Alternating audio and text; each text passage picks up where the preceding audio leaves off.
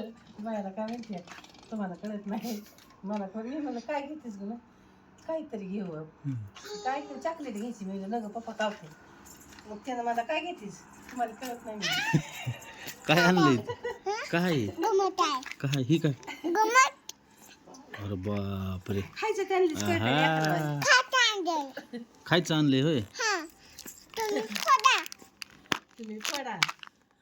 मग त्या पॅकिंगचे पैसे काय बघू त्याच्यात बघू काय इकडे दाखव काय त्याच्यात ते बी खाते जरूर बाळा.